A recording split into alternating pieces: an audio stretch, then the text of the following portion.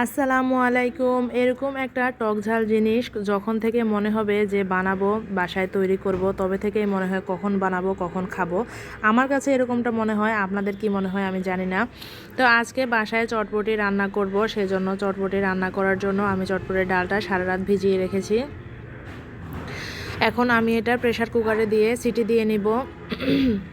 এখানে চটপটির ডালগুলো আমি প্রেসার কুকারে দিয়ে আমি যে প্রয়োজন মতো আলু আর ডিম দিয়ে দিব। ডিম দিয়ে আমি 5টা সিটি দিব। তো আমার যেটা হয়েছে, আমার 5টা সিটি দেওয়াতে কিন্তু নরম হয়ে গেছে। তো 5টা সিটি দিবেন না, আপনারা কিন্তু 4টা দিয়ে প্রথমে ঢাকনা খুলে দেখবেন যে কি অবস্থা হয়েছে, তারপরে বাকি প্রসেসগুলো করবেন। আর নরম হয়ে গেলে কি করতে হয় সেরকম একটা টিপস আপনাদেরকে আজকে শিখিয়ে দিব। চলেন তা দেখি কিভাবে কি টিপস দেওয়া যায়। তো ডালটা দিয়ে পরিমাণ মতো পানি দিয়ে আমি এখানে একটুখানি আদা, একটুখানি রসুন আর পরিমাণ মতো সামান্য, একদমই সামান্য হলুদ আর পরিমাণ মতো লবণ দিব। লবণটা আমার কম হয়েছে, আমি পরে আরও লবণ অ্যাড করেছি। আর এখন কিন্তু আমাদের দেশে প্রায় বিভিন্ন জায়গায় বিভিন্ন সময় বৃষ্টি হয়ে থাকে। বৃষ্টির দিন বাসায় কিন্তু এরকম একটা টক ঝাল জিনিস যদি হয় বিকেলে সন্ধ্যার সময়, ব্যাপারটা কিন্তু মন্দ হয় না, খুবই ভালো লাগে খেতে। তো হয়ে গেছে, আমি এখানে সিটি দেওয়ার পরে আমার যেটা হয়েছে দেখেন, আমার ডালটা কিন্তু একটু নরম হয়ে গেছে। তো এই পর্যায়ে আপনারা যেটা করবেন সেটা হচ্ছে আলু ডিমগুলো উঠিয়ে নেবেন। খুব বেশি নরম হয়নি, সামান্য একটু নরম হয়েছে। তো তারপরেও আমার কাছে মনে হয়েছে যেহেতু এটা গরম, ভিতরটা গরম আছে, এই গরমের ভাবে কিন্তু এটা আরও নরম হয়ে যাবে।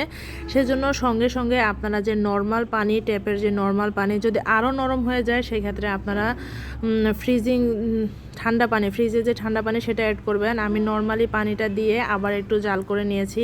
এতে করে কিন্তু গরম ভাব ওরকম থাকবে না, গরম ভাবটা এত থাকবে না, সিদ্ধ হবে না, খুব সুন্দর দানা দানা হয়ে থাকবে।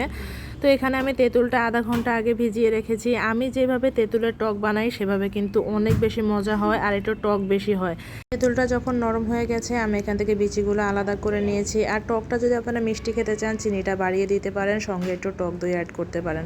তো মাছ ঝরানো শেষ করে এখানে আমি বিট লবণ, এমনিতেই যেটা খাবার লবণ সেটা দিয়ে দিলাম। তারপর চটপটি মশলা দিয়ে দিলাম, দিয়ে দেবো চিলি ফ্লেক্স আর পরিমাণ মতো চিনি, সামান্য চিনি দিব, যেহেতু আমি টকটা একটু বেশি খাবো, এই জন্য একটু টক টক যাতে বেশি লাগে সেজন্য।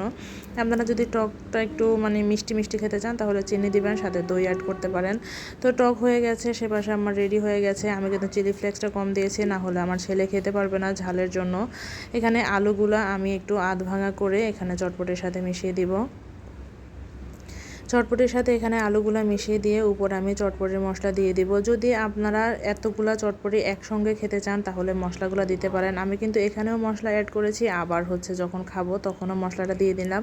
তো এক বাটি আমার হাজব্যান্ডের, এক বাটি ছোটো বাটি আমার ছেলের, আর সবচেয়ে বড় বাটিটা আমার, যেহেতু আমি একটু বেশি খেতে পছন্দ করি। তো এইসব জিনিস আসলে কম সম খেয়ে আমার পোষায় না, আমি একটু বেশি খেতে যেহেতু পছন্দ করি, আমি একটু বড় বাটিতে নিয়েছি। তো এটাতেই আমার হবে না, আমি এটা শেষ করে কিন্তু আবার নেব। তা আমার মতো এরকম টক ঝাল পছন্দ কারা, কোথায় কিভাবে আছেন, অবশ্যই কিন্তু একটু সাড়া দিবেন। আর আজকে এই পর্যন্তই, সবাই ভালো থাকবেন। আর হ্যাঁ, একটা কথা, ফুচকা ভেঙে দিতে কিন্তু ভুলে গেছি, আগে এবারটি খেয়ে নিই, পরের বার ফুচকা দিব। আল্লাহ হাফেজ।